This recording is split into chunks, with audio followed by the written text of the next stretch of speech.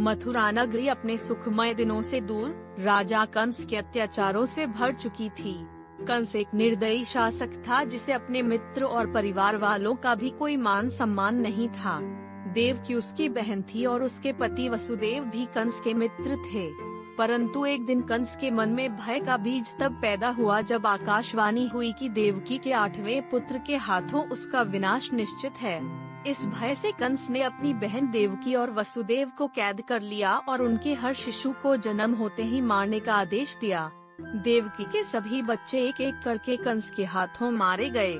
परंतु जब 8वें शिशु का समय आया, पूरा कारागार एक अलौकिक रोशनी से चमक उठा।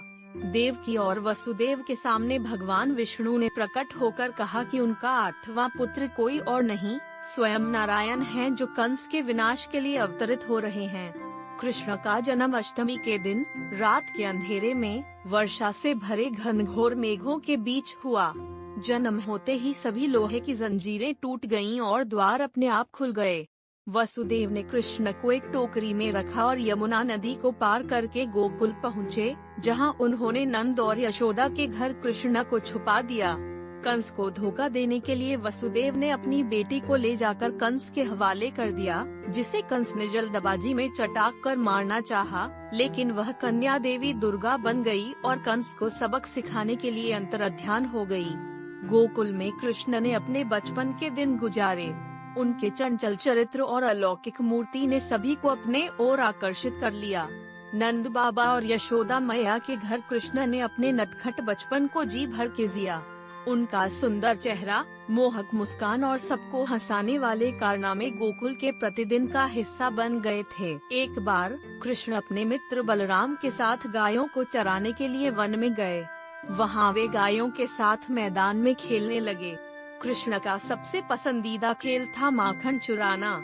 वे अपने सखाओं के साथ मिलकर गोपियों के घरों में चुपके से घुसते, मटकी फोड़ते और माखन चुराते।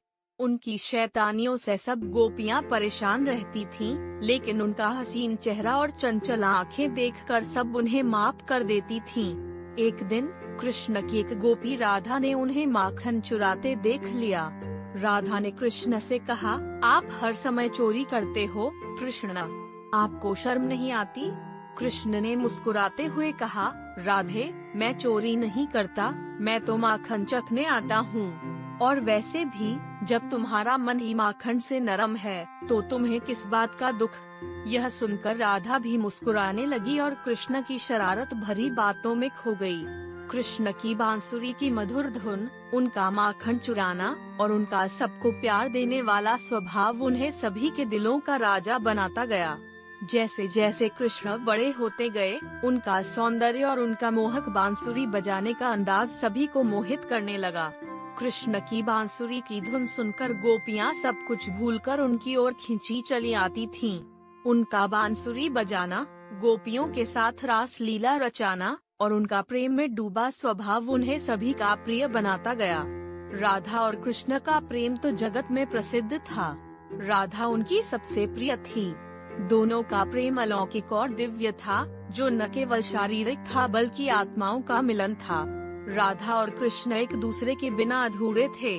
कृष्ण की बांसुरी की धुन पर राधा अपने सब गिले शिकवे भूलकर उनके साथ रास रचने में मान लगाती थी। कृष्ण भी राधा की मुस्कुराहट के लिए कुछ भी कर सकते थे। उनका प्रेम एक ऐसी प्रेम कहानी का प्रतीक बन गया जो सदैव अमर रहेगा। कृष्ण और गोपियों के साथ उनकी रास लीला की कहानियाँ वृंदावन के सभी वृक्षों और नदियों में गूंजती थी। गोपियाँ कृष्ण की बांसुरी के मधुर सुरों पर अपना सब कुछ त्याग कर उनके साथ रास रचाती थीं। उनका प्रेम एक ऐसा प्रेम था जो आत्मा से आत्मा का मिलन था। एक रात कृष्ण ने अपनी बांसुरी बजाई और सारी गोपियाँ अपना घर बार छोड़कर कृष्ण के पास आकर रास रचाने लगीं। कृष्ण ने अपनी अलौकिक शक्तियों से हर गोपी के साथ एक साथ रास रचाया, जैसे उनका प्रेम हर एक के लिए समान हो। राधा और कृष्ण का प्रेम इस रास के केंद्र में था। राधा कृष्ण की बांसुरी की धुन सुनकर अपने सब दुख और क्लेश भूल जाती थी। उनका प्रेम एक ऐसी प्रेम कहानी का प्रतीक था जो सदैव अमर रहेगी। कृष्ण की बांसुरी की धुन ने राधा के मन को ऐसा मोहित कर लिया कि वह उनकी तरफ खींची चली आई। कृष्ण भी राधा के बिना अपने जीवन को अधूरा मानते थे। उनका प्रेम एक दिव्य प्रेम था जो शारीरिक संबंध से परे एक अलौकिक अनुभव था।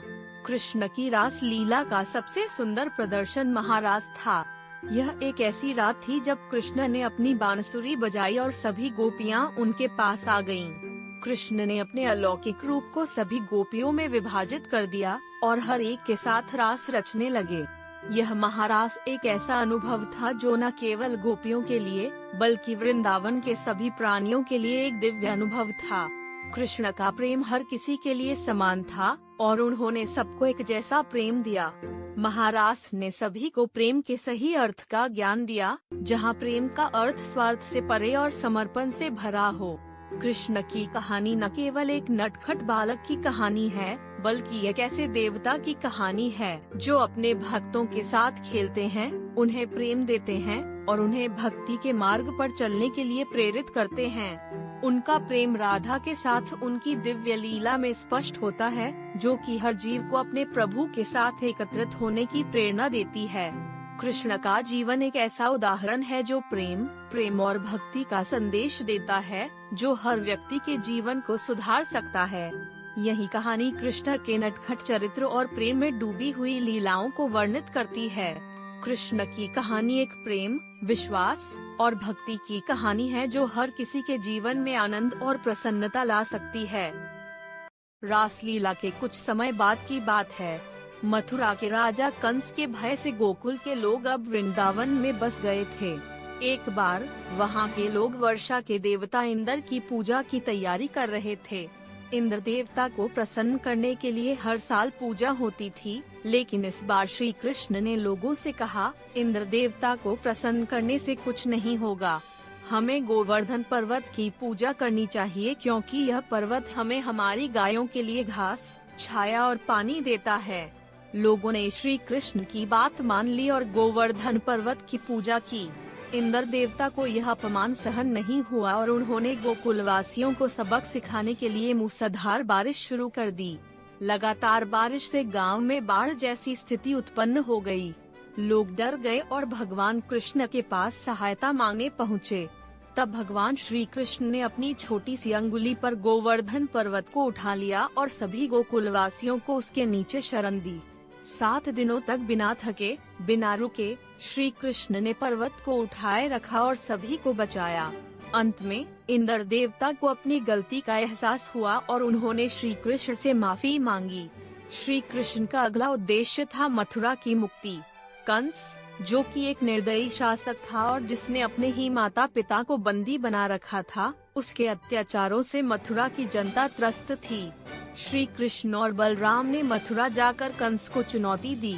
कंस ने उन्हें रोकने के लिए कई राक्षसों और अपने शक्तिशाली योद्धाओं को भेजा, लेकिन श्री कृष्ण और बलराम ने सभी को परास्त कर दिया। अंततः श्री कृष्ण ने कंस को पहलवानी के मैदान में परास्त किया और उसका वध कर दिया। कंस के वध के साथ ही मथुरा की जनता को उसके अत्याचारों से मुक्ति मिल गई। श्री कृष्ण ने अपने नाना राजा उग्रसेन को फिर से मथुरा का राजा बनाया और मथुरा में शांति और धर्म की स्थापना की। मथुरा में कंस के वध के बाद श्री कृष्ण का जीवन और भी चुनौतियों से भरा रहा। मथुरा के चारों ओर बसे शत्रु राज्यों ने मथुरा पर बार बार आक्रमण करना शुरू कर दिया। अपने लोगों की सुरक्षा के लिए श्री कृष्ण ने द्वारका नगरी की स्थापना की। यह नगरी समुद्र के बीचों बीच स्थित थी और वहां जाना बेहद कठिन था। द्वारका के निर्माण के साथ ही श्री कृष्ण ने अपने परिवार और अपने लोगों को वहां बसाया और उन्हें सुरक्षित रखा। श्री कृष्ण का जीवन केवल गोकुल और मथुरा तक सीमित नहीं था। उनका जीवन महाभारत के महायुद्ध से भी गहरे रूप से जुड़ा था। जब पांडवों और कौरवों के बीच युद्ध की स्थिति उत्पन्न हुई, तो अर्जुन युद्ध के मैदान में मोहग्रस्त हो गए और अपने बंधु बांधवों को मारने से इनकार कर दिया। तब श्री कृष्ण ने अर्जुन को गीता का दिव्य उपदेश दिया। गीता का उपदेश केवल अर्जुन के लिए ही नहीं, बल्कि संपूर्ण मानव जाति के लिए एक मार्गदर्शन है।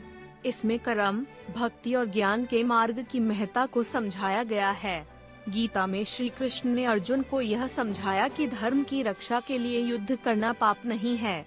अगर तुम अपने कर्तव्य से विमुख हो गए, तो यह धर्म होगा। जीवन में किसी भी परिस्थिति में अपने धर्म और कर्तव्य से विमुख नहीं होना चाहिए। श्री कृष्ण का जीवन केवल एक नटखट बालक का जीवन नहीं था, बल्कि उन्होंने धर्म की स्थापना के लिए कई महान कार्य किए। उनका जीवन प्रेम, भक्ति, ज्ञान और साहस का प्रतीक है। उन्होंने लोगों को न केवल प्रेम करना सिखाया, बल्कि धर्म और सत्य के मार्ग पर चलने की प्रेरणा भी दी। श्री कृष्ण की कथा एक ऐसी कथा है जो न केवल हमें हंसने और गुदगुदाने का मौका देती है, बल्कि हमें जीवन जीने की सही राह भी दिखाती है। उनका जीवन, उनका प्रेम, उनकी भक्ति और उनके उपदेश आज भी अनंत प्रेरणा का स्रोत बने हुए हैं।